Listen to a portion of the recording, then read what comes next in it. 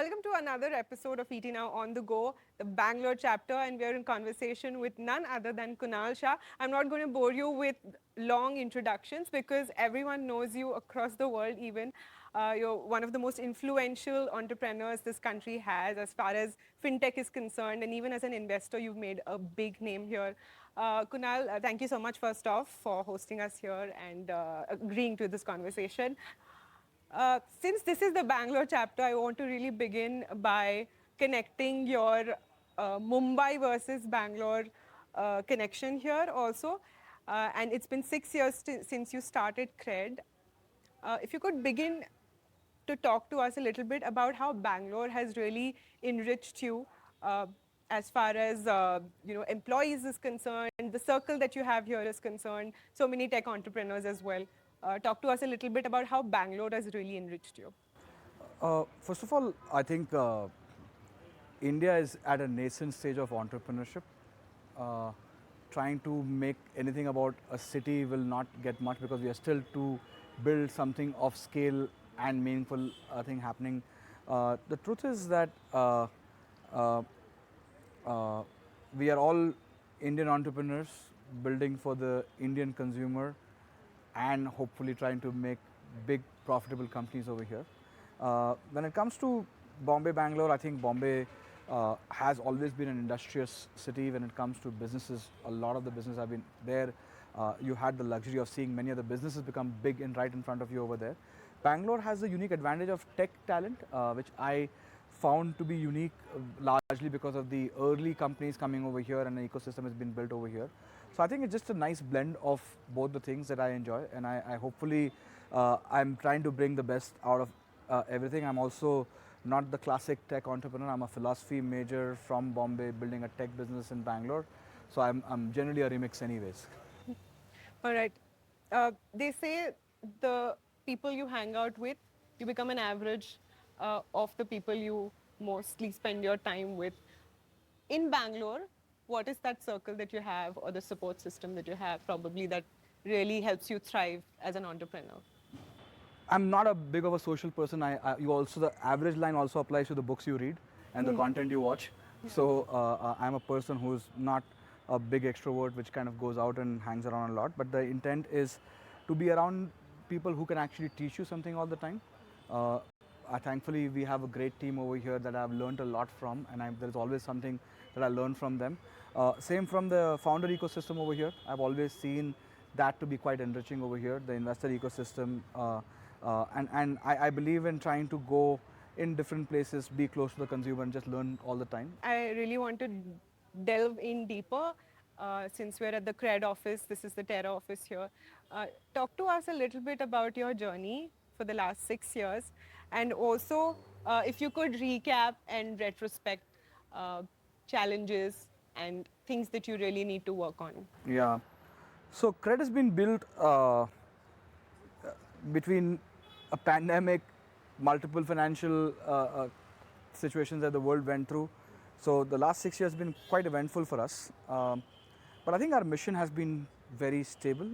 We had a very simple idea that unless and until we reward and recognize good financial behavior, people will not understand the benefits of having this behavior.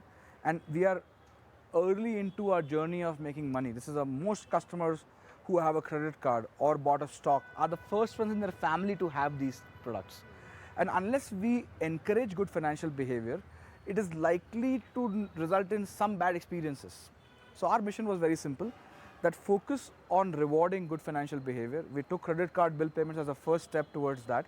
But everything from, let's say, a garage to what we have done in lending to payments or UPI, it is constantly about encouraging good financial behavior and unlocking benefits of that for the consumers. So I think on that journey, we've done quite well. Today, a large chunk of India's credit cards are paid on Cred.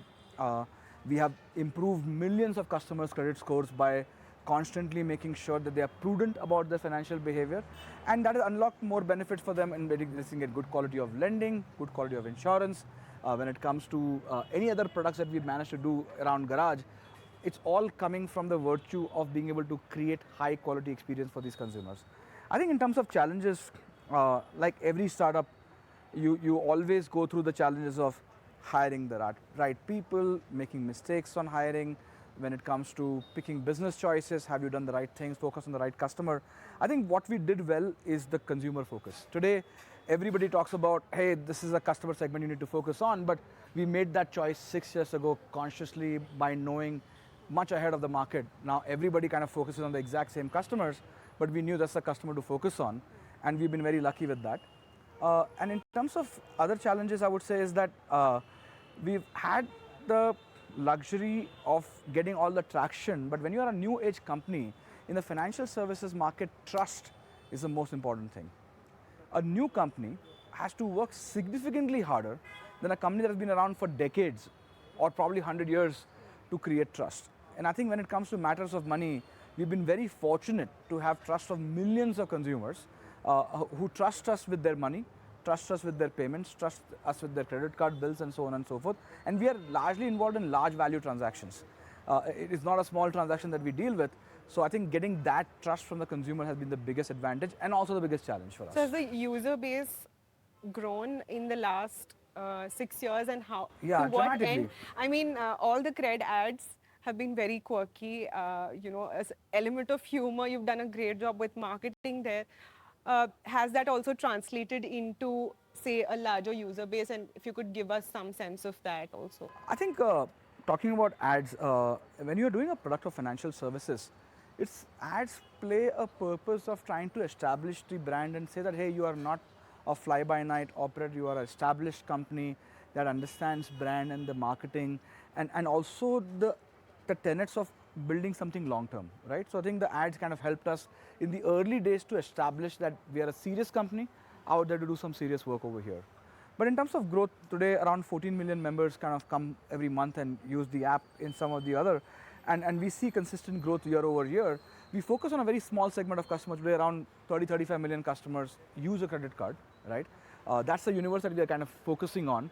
But if you look at the spending capacity, I would say 70-80% of all discretionary spends in India are done by the same 35 million customers, right? So it's a small customer base, but a large ability to kind of drive outcomes on consumption. And what is the financial potential services. in your mind, the potential to grow this consumer base? Because It's growing quite rapidly. If you look at the data of income tax data or a credit card growth data, when we started Cred, it was around 20-25 million cards. Now it's 100 million cards, right? So it's growing at a very healthy growth rate. We believe that will continue to be the case where as India gets to more prosperity, like the whole path to Viksit Bharat is unlikely to happen without credit growth and consumers kind of adopting a superior lifestyle, superior choices, on everything. So, but the key insight to remember is not about the count of users, is their disproportionate ability to drive consumption and disproportionate ability to drive, let's say, revenue and profit pools over here. So do you have a benchmark for Cred for the next couple of years? Say it's been about 6 years. Yeah. For the 10th year, do you have a benchmark? I think we would want to have a meaningful share of the credit-worthy customer base. I don't think we operate with these numbers. I can't predict how large that base will get because India is developing very, very fast. Our economy is changing rapidly, and we want to make sure that kind of we are having a dominant share of that consumer base versus trying to be spread across all the consumer segments. Profitability again has been a big challenge. You've built a business worth over $6 billion. How do you think you can get past it and of course hit that benchmark also of profitability? I think first of all we do recognize it's a 6-year-old company. Unfortunately, we get recognized for the unicorn status and valuations. I think they are point-in-time things, and it's about what the investors believe your company is likely to be worth, right? When food delivery happened, people were questioning who will pay for food delivery charges and who will take that. And now we have 2 very large IPOs that have kind of played out in the market, and they are reality in our own times, in our own country, and these things take time. Like both these companies are a decade plus that I've got listed. Same way for us, we focused our energy on building distribution, launching a lot of products, building a lot of engagement, growing revenue quite rapidly. So we grew our revenue quite a lot in the last 1 year alone. We had 66% on a large growth. We are like 2,400 crores plus kind of a revenue run rate now. And that is growing quite rapidly. profitability is a choice one can make by saying that, hey, let's just kind of slow down new product initiatives. Let's not launch hundreds of new initiatives and all of that. And I think it's about our investors believe that we are in the right track of healthy growth. So if we take a bird's eye view on Cred's business and the various verticals and aspects of it in the next couple of years, if you had to give it priority in terms of where the revenue streams will flow through, how would that be if you could give us a pecking order there? Yeah, so we largely make money by cross-selling products and services from the BFSI companies or let's say merchants or brands, right? So that's not going to change probably for many, many years to come. In these companies, there are pecking order of what products sell. For example, let's say lending, insurance, wealth. When it comes to brands, it's like shopping, promoting their brands, any of that. We are just making it easy for them to get accessing highest quality customers, because today, if you are, let's say, a brand that wants to announce your new product to a set of customers, are you better off showing it to Cred members or putting it out there in the open market where you don't know the customer's quality, right? So, but what I meant is that as your business verticals, each one of them, what percentage of it will bring in the most amount of revenue? If you could say break it down and give I us don't an think it order. is very easy to predict that, but I would Because say that there's large so chunk many, of it, yeah. large chunk of it will coming from financial services. And the reason I'm saying that 50% of India's revenue and market cap is financial services. So expecting that to be too different for us is unlikely to happen. But India is a growing nation. We are still in early days of lending, early days of secured lending, early days of looking at mortgage, early days of wealth. So I think it's going to be a while before anything else becomes something more. And India is still not a very big consumption nation. It is still a nation about still building its financial assets, building its savings. And we should never forget that we've come from a low per capita income country. Now we are seeing the first signs of wealth and affluence coming in. We're going to take a while before we build solid foundation for the country. We've also recently been in the limelight for talking about AI and how it could also kill jobs. So, these are two contradictory things at this point. I mean, that dystopian phase will come at a long term or it's quite there in the future. But how do you see this panning out with like job creation, having job creators to actually skill them to be ready for the future and what AI has in store for all of us? I think the right way to think about this is not think about this dystopian thing, but about seeing how will change happen, right? For example, AI is already there in our life. If you look at a young employee today, they use AI significantly more than an older employee. Just the way when internet came, you saw younger employees adopt internet more than the older employees did. And I think that's just every generation will have something or the other. You will see some people naturally more comfortable doing all the work on their phone versus needing a laptop, right? So I think we just have to understand that India is a very young demographic and it will evolve faster to adopt many of these choices. And I'm quite confident that we have a much faster arc on adopting technology. We have the fastest data at the lowest cost. We have probably the highest smartphone penetration now in the country.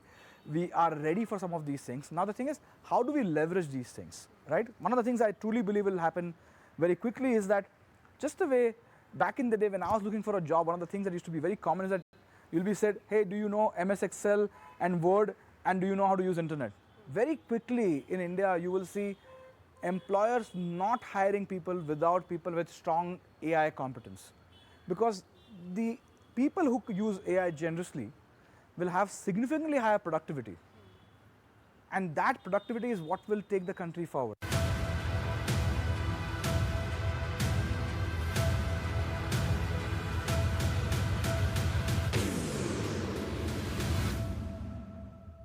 How are Cred employees and Cred as a company making it future ready, especially with AI integration, etc., and make sure that we don't really have to lay off or sort of slash your current employee base in the future if that is the case? I don't think that is likely to happen. I think we are overestimating that, oh my God, the AI will come and like people will disappear, make jobs disappear. I think every single person will have to be significantly productive using AI. For example, let's say you're a software developer, right?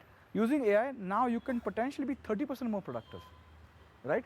That means you can ship more, build more, right? Versus saying that, oh my God, we have not more to build, right? Like the world's need to build is going to be ever growing. Versus saying that, oh, we have built everything, we don't need anybody else anymore. So I think the question is just creating an extraordinary ability to build a culture of constantly improving and compounding. So one of the values at Cred we have is compounding. We want people who are constantly evolving, changing, adapting, and becoming better. And I think if you are anybody who is like that, you're unlikely to get disrupted, because unless you believe that, oh, I don't need to change, I don't need to learn, I don't need to be curious about this, then it's always going to be hard. And that has always been true back in the day. Like think about a day when, let's say, cab companies forced the drivers to say, if you don't use maps, you will not be able to get riders. So everybody suddenly became good at using maps. The question is that you can't say, oh, I am very happy just picking up passengers from the street and hoping to compete with the people who are able to pick up through apps. It's a matter of time that you use tech to become better, and that's true for every single job. So before we head and talk about Kunal Shah as an investor, as a mentor to so many companies, I want to wrap up the conversation on Cred and really understand for the next few years to come what will be Cred's moat and where are we going to see more growth coming. Yeah, like you said, we need more job creators. Are we also looking at more expansion as far as Cred is concerned? Is IPO something that you've ever thought about? Would that be on the cards as well? Hard to say. We are again a 6-year-old company, and putting these questions make But it 10 kind of years is premature. not long. Yeah, the question is that you want to be a very stable business generating a large revenue pool and a large profitable business. Doing IPO or not is a choice one can make basis how are you doing on some of these options. Number one. Number two to think about is that if we are creating an opportunity of focusing on a customer segment and in the right business segment, I think we are in the right space. We want to continue building around that. There is a lot more to build for these consumers, right? They want ease and convenience in many, many aspects of financial services. When it comes to ease and financial services, the only place where it happens is payments. But everything else around financial services is still not.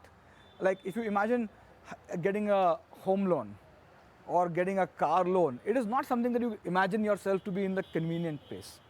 I think there are a lot more things to be done. We continue to keep building around that and hope that we will end up creating a very strong culture of high quality products for the high quality audience and make it easy for the best banks, best NBFCs, best brands, best merchants to work with them and create more opportunities in a seamless manner, right?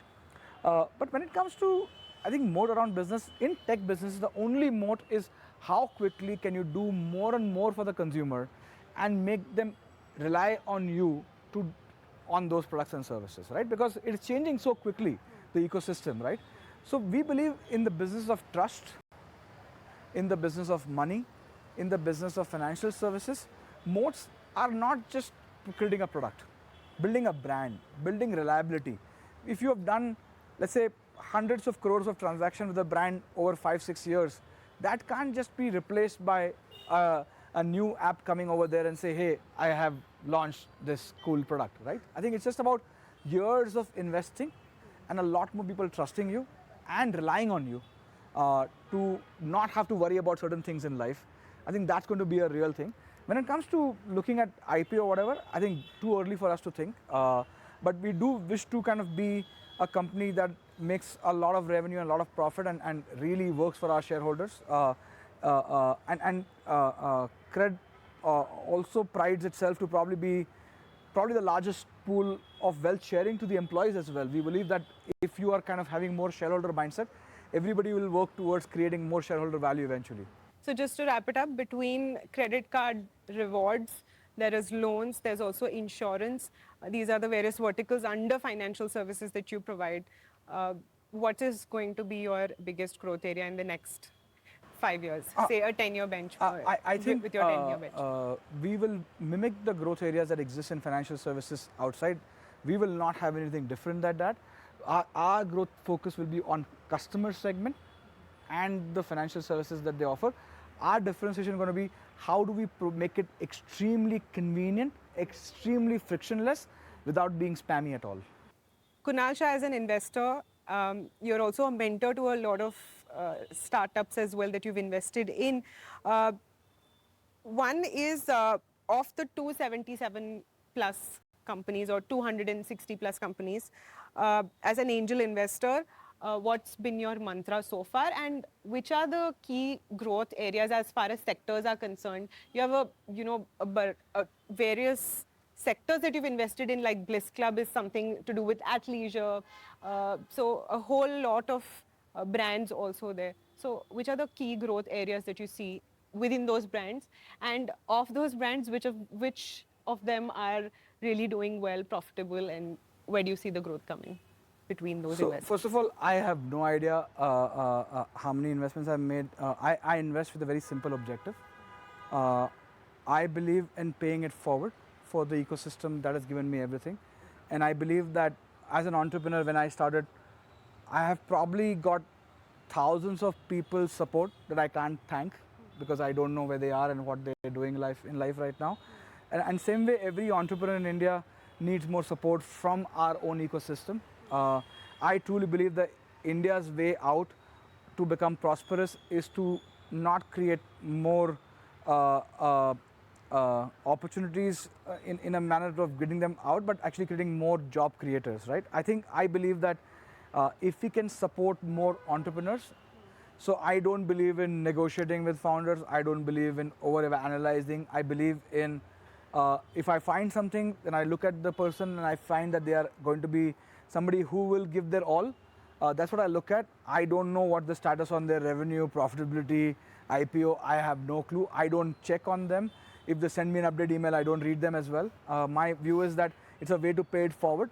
And I really wish that eventually, as a country, we'll have thousands of companies creating millions and millions of jobs, and more people aspire to be an entrepreneur versus kind of seek safety of jobs. Right. A little bit about regulations also, RBI regulations. They're also entering into this space. They also want to launch this cloud computing such as Azure, AWS, etc. And also they've also integrated AI. Mule Hunter is one of them. So what's your thought on RBI as a regulator playing a role in the fintech space? I think first of all, we have probably the most innovative regulator. If you look at the entire payments revolution, it was largely the vision of RBI, and today what we are seeing is the benefit of that, right? Today, if you look at most fintech ecosystem is built on DPI that was done through a lot of the innovation by the government and the regulation. So I think all these things, I'm not too well versed with all the topics you talk about, but I think if you take a very broad view, that we've probably got the most progressive and innovative regulator in the world, and more ecosystem is being built largely because of the core innovations that are happening over there. And I think that will continue to be the case.